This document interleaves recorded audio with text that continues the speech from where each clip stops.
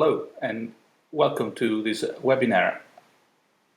In the following few minutes, I'd like to talk about some difficult topics, and I know we don't have much time.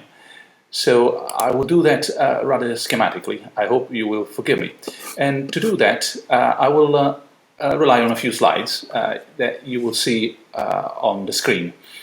The topics I'd like to touch upon are immense, honestly. Privacy, human dignity, human exceptionalism.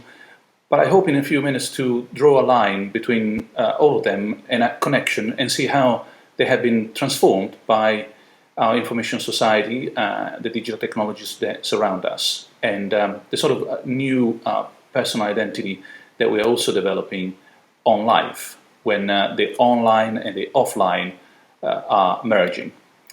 The beginning of all this will be a matter of legislation. A long time ago now, you can see in April 2016, the GDPR was approved, and despite what we might expect, human dignity doesn't really appear in this fundamental piece of legislation, which of course is on data protection and therefore on our personal data and privacy. There is a passage there, and it's the only passage where human dignity appears. As you can tell by reading on the slide, it's in terms of safeguarding data subjects' human dignity and their legitimate interest and fundamental rights. Now, this first appearance may seem to be working against any suggestion that there is a connection between human dignity and privacy and digital technologies. That is not the case. Much later, when the European Data Protection Supervisor, part of the European Commission, had to explain the connection between and the grounding of privacy and human dignity, that is the text. Again, as you can see, I highlighted some bits of it, especially the one in the middle where the text reads, "Privacy is an integral part of human dignity." So the impression you have, at least from a European perspective, is that dignity is not in the text of the GDPR, in the legislation, in the discourse about personal identity, because it's the perspective from which we interpret personal identity. This perspective means that the protection of privacy, especially, as I said, from a European context, should be based directly on the protection of human dignity, sort of first-order grafting to the trunk represented by human dignity, not indirectly. Not, for example, through other rights like freedom of expression or property. With a quick illustration, from that perspective, the view that I am my data, that my data is also part of who I can describe myself, identify myself as, means that in my body is closer to what we mean by my data than in my car. It's not property, it's not ownership, and this of course would require a whole big long lecture on where we come from in terms of privacy based in the 19th century on a sense of property, ownership, and so on, and a whole debate about can we sell our data, etc. But not for today, I'm afraid.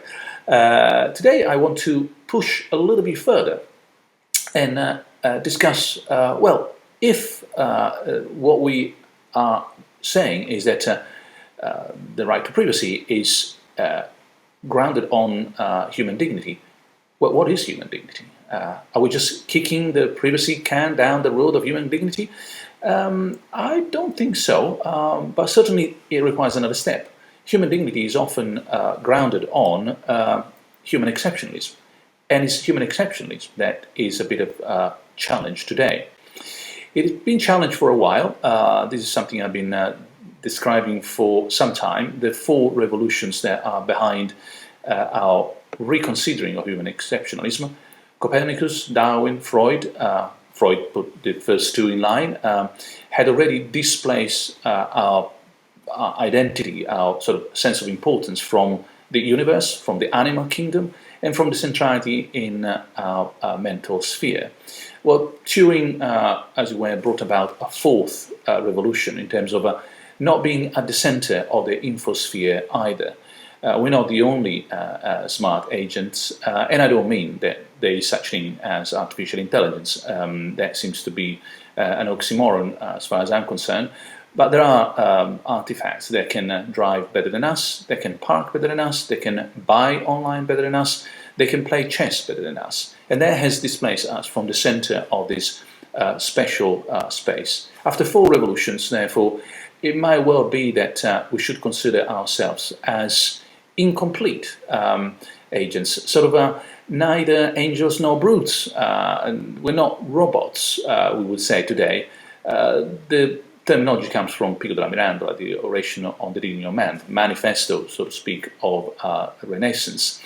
If we look at human being as humanity as work in progress, open software, again, to be more contemporary, an unwritten text, not something that is at the center of the chain of being or any other space, but doesn't really belong to it in any possible way, then human exceptionalism becomes a matter of being not at the center, but at the periphery of the moral discourse, at the service of whatever the needs and demands, morally speaking, come from the receiver of our moral actions. Now, this shift from an agent-based to a patient-based ethics, and as I would like to argue here, a third step, a relation-based ethics, means that we should reconsider our exceptionalism in terms of fragility, and therefore care for and attention to that fragility. We are special because we are nature's beautiful glitch. For some people who are believers, they wouldn't call it a glitch, they would call it a project. It's not a bug, it's a feature. I don't know. I'm agnostic in the sort of philosophical sense of the word, but I like to think of ourselves as something extraordinary, but not because we are more, better, or extra, but just because we are outliers in the ordinary life of this universe. I don't think we should be here. We are a bit of a beautiful glitch, as written on the slide, and as such, we are very peculiar. Being beautiful glitches, we are, for those of you who know something about Java, we are nature's non-fatal exception. Normally, failures fail, to be tautological. We are the failure that did not fail.